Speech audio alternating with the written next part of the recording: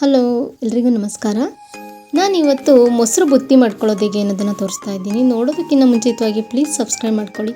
ಹಾಗೆ ಪಕ್ಕದಲ್ಲೇ ಇರ್ತಕ್ಕಂಥ ಬೆಲ್ಲೈಕಾನ್ ಕೂಡ ಪ್ರೆಸ್ ಮಾಡಿ. ಇಲ್ಲಿ ನಾನು 5 ಮೆಣಸಿನ ಕಾಳುಗಳು ಹಾಗೆ ಒಂದು ಏಲಕ್ಕಿಯನ್ನು ಒಂದು ಕುಟ್ಟಣಿಯಲ್ಲಿ ಸೇರಿಸ್ಕೊಂಡು ಈ ರೀತಿಯಾಗಿ ಕುಟ್ಕೋಬೇಕಾಗತ್ತೆ. ಏಲಕ್ಕಿ ಮತ್ತು ಮೆಣಸಿನ ಕಾಳುಗಳನ್ನು ಈ ರೀತಿ ಸ್ವಲ್ಪ ತರಿ ಇದ್ರೂ ಕೂಡ ನಡೆಯುತ್ತೆ. ಈ ರೀತಿಯಾಗಿ ಕುಟ್ಬಿಟ್ಟು ನಂತರದಲ್ಲಿ 1 ಇಂಚಷ್ಟು ಶುಂಠಿಯನ್ನು ತಗೊಂಡಿದ್ದೀನಿ ಹಾಗೂ 1 ಬೆಳ್ಳುಳ್ಳಿ ಗಡ್ಡೆಗಳು. ಇದನ್ನು ಕೂಡ ಅದೇ ಪೌಡರ್ಗೆ ನಾವು ಸೇರಿಸ್ಬಿಟ್ಟು ಇದನ್ನು ಕೂಡ ನಾವು ಕುಟ್ಕೋಬೇಕಾಗತ್ತೆ. ಈ ರೀತಿಯಾಗಿ ನಾವು ಕುಟ್ಕೋಬೇಕಾಗತ್ತೆ. ಸೊ ನೀವಿಲ್ಲಿ ನೋಡ್ತಿರ್ಬೋದು, ಈ ರೀತಿಯಾಗಿ ಕುಟ್ಕೊಂಡಿದ್ದೀನಿ ನಾನಿಲ್ಲಿ. ಈಗ ನಾನಿಲ್ಲಿ ರೈಸ್ ಮಾಡ್ಕೊಳ್ಳಿಕ್ಕೆ ಕೆಂಪು ಅಕ್ಕಿಯನ್ನು ತೊಗೊಂಡಿದ್ದೀನಿ. ನಿಮ್ಮ ಹತ್ರ ಈ ಅಕ್ಕಿ ಇಲ್ಲ ಅಂತಕ್ಕಂಥವ್ರು ಮಾಮೂಲಿ ರೇಷನ್ ಅಕ್ಕಿನೂ ಕೂಡ ನೀವು ಬಳಸ್ಕೋಬೋದು. ನಾನು ಈ ರೀತಿಯಾದಂತಹ ಕೆಂಪು ಅಕ್ಕಿಯನ್ನು 1 ಲೋಟದಷ್ಟು ತೊಗೊಂಡಿದ್ದೀನಿ.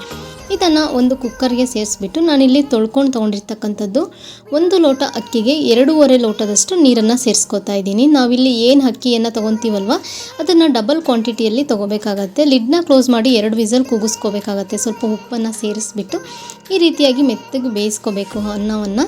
ನಾನಿಲ್ಲಿ ಒಂದು ಬಾಣಲೆಗೆ ಎಣ್ಣೆಯನ್ನು ಸೇರಿಸ್ಕೊಂಡಿದ್ದೀನಿ. ಎಣ್ಣೆಗೆ ನಾನಿಲ್ಲಿ ಸಾಸಿವೆ, ಕಡಲೆಬೇಳೆ ಹಾಗೂ ಬ್ಯಾಡಗಿ ಮೆಣಸಿನ್ಕಾಯಿ ಮತ್ತು ನಾನಿಲ್ಲಿ ಕರ್ಬೇವಿನ ಸೊಪ್ಪು ಇದಿಷ್ಟನ್ನು ಕೂಡ ಸೇರಿಸ್ಕೊತಾ ಇದ್ದೀನಿ. ಇದಿಷ್ಟನ್ನು ಸೇರಿಸ್ಬಿಟ್ಟು ಚೆನ್ನಾಗಿ ಒಂದು ಸಲ ಫ್ರೈ ಮಾಡ್ಕೋಬೇಕು.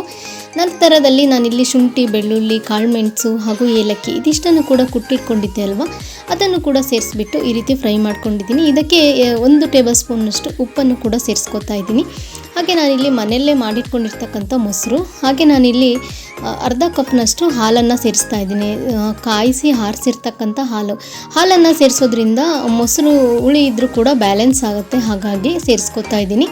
ಈ ರೀತಿಯಾಗಿ ಚೆನ್ನಾಗಿ ಒಂದು ಸಲ ಮಿಕ್ಸ್ ಮಾಡ್ಕೋಬೇಕಾಗತ್ತೆ. ಈ ರೈಸ್ಗೆ ನಾವಿಲ್ಲಿ ಮಾಡಿಟ್ಕೊಂಡಿರ್ತಕ್ಕಂಥ ಒಗ್ಗರಣೆ ಮೊಸರನ್ನ ಇದಕ್ಕೆ ಸೇರಿಸ್ಕೋಬೇಕು. ಒಗ್ಗರಣೆ ಎಲ್ಲ ಆರಿದ ನಂತರದಲ್ಲಿ ಮೊಸರನ್ನ ಸೇರಿಸ್ಕೋಬೇಕಾಗತ್ತೆ.